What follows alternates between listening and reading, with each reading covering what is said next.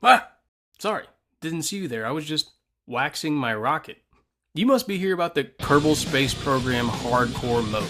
The only series where the only thing that fills up faster than the tech tree is the graveyard. In Hardcore Mode, there are no do-overs. If I fail a mission 3 hours into it, I have to do it again. If a Kerbal perishes, they're gone for good. Re-entering Kerbin's atmosphere is brutal. Kerbals need life support and science payouts are set to 60%, meaning to complete the tech tree, the Void Space Program will have to explore further into the cosmos than ever before. Last time we launched a bunch of small rockets, got into orbit, unlocked science, landed a probe core on the Mun, and killed 2 Kerbals. This time we're going to set foot on the Mun, explore the other moon of Kerbin, try to perform a rescue mission during re-entry of the atmosphere, crash out a couple times, oh my god, construct the most beautiful relay network ever, probably kill some more Kerbals, and above all collect much more science. So, to start, the scientists at the VSC have unanimously decided to start a new program to explore the other moon of Kerbin.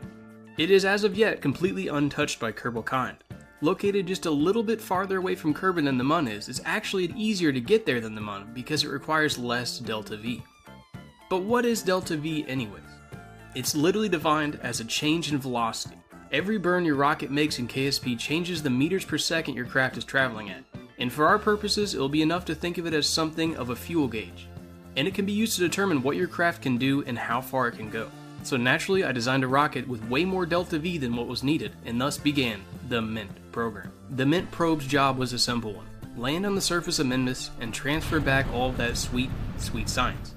We got into Kerbin orbit, set up our encounter, got into a low orbit around Minmus, decided that a lake would be a nice spot to land, and came in for a landing. Things were looking good. The probe had power, and was on target and coming in at a good speed, and... oh my gosh, I just fat fingered the time accelerator. This sucks, bro. Oh well. Back to the Space Center. The Mint program was then promptly shelved. It wasn't a complete loss because before exploding, Mission Control had the foresight to transmit some of the science back from Minmus, allowing us to pick up one of the best parts in the game, the external fuel duct, thus increasing our fuel transferring abilities exponentially. The Kepollo Probe Mark III was constructed with the goal of not only collecting Mun science, but also bringing it back for extra science points. This time, fuel ducts were added, making the rocket far more efficient. After a journey to the Mun, we came in for a surface landing, and Passvoid had a few thoughts on the matter. Nice and easy, nice and easy. There's no reason to explode. I don't know what the landing tolerance on this freaking thing is, but I can't imagine it's that high. This one was tense. My craft landed and then immediately flipped over. A critical design problem that permeates the VSC. Most craft are top heavy and therefore stupid. But there was no redesigning this probe. It was already on the Mun. We had to flip this thing over or the Kepollo Probe Mark III was going to be a complete failure. I paused the game, collected myself, and went for it. This is fine. This is fine. Working as intended. But can it be salvaged is the real question. I don't know. I almost had it. I got scared. Oh no. Oh no. Okay. I'm in a better position. Full send. No. At least some science was transmitted, and we had just enough to collect advanced flight control, giving us access to better control for our craft and monopropellant thrusters. Something I definitely should have added into the next mission. This mission was ambitious, audacious, even bodacious, one might say. We are going to put boots down on the Mun, and then come back. We were going to take the first steps on a different body than Kerbin. We were going to change Kerbal kind forever. Dobo and Bob were therefore loaded into the capsule and were sent on a mission that would require me to activate my frontal cortex, but not in the way you might be thinking. 3, 2, 1, blast off.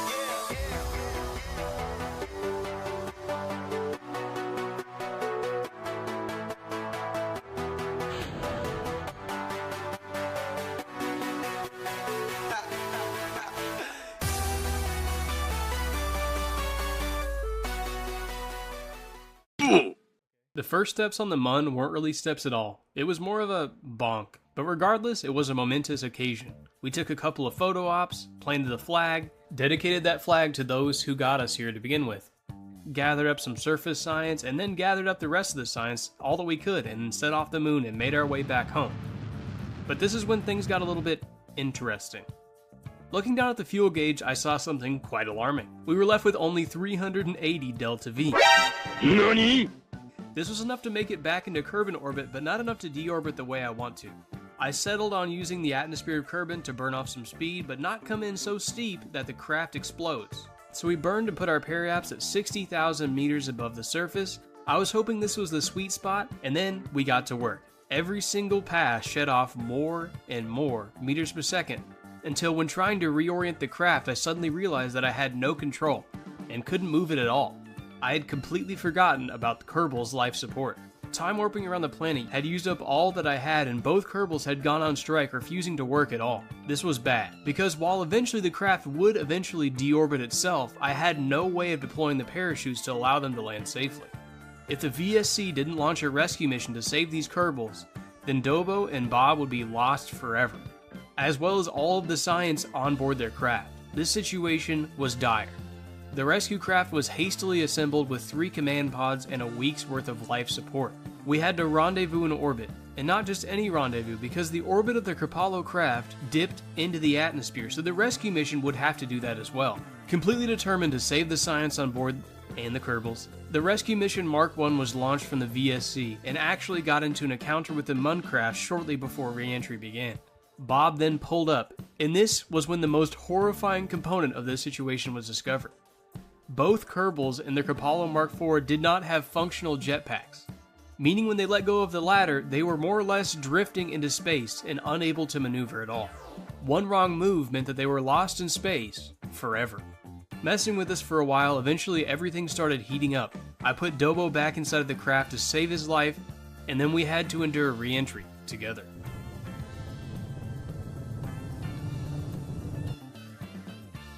On the other side of Kerbin, we were able to get nearby again, and once again I tried to save the Kerbals. I'm being serious when I tell you, this was the most ridiculous, aggravating, tedious operation I've ever conducted in KSP. Both craft were sword fighting, there was no monopropellant on board to make maneuvering easier, there were no jetpacks to fly the Kerbals over. Both the crafts were almost out of fuel, and worst of all, this operation was on a timer. I had to get this done before re-entry came again. I eventually discovered a strategy where I could line up one craft, then eject the Kerbal and rotate the other so they could grab a hold of the ladder. It was absolutely miserable. I did indeed accomplish this task, and with the last bit of remaining fuel came in for re-entry, while the other craft burned up in the atmosphere. The rescue mission touched down safely, was recovered, and all of the engineers breathed a sigh of relief. I patted myself on the back, loaded back into the VSC, and I forgot to grab the science. I then took a completely unrelated 3-day break from KSP, and upon reloading, sent up the Kepollo Mark V. This time, just a MUN flyby and return. It went well, with no problems, and used the science to unlock better landing parts for future missions. The Mint program was then brought out of retirement, but this time with a crew. It's the exact same craft as the MUN mission we just did, so it was easy to design. We launch off Kerbin again, get into a Minmus encounter, and then I actually burn to crash with Minmus. The reason for this is so that we can jettison our extra fuel tanks and have them explode on the surface instead of being stuck in orbit as space trash. I time warp a little, then notice something horrible. I once again have no control of my craft. The Kerbals are once again on strike. This time I had completely forgotten about life support, and the Mint Mark II is on a collision course with Minmus. This time there was actually nothing I could do.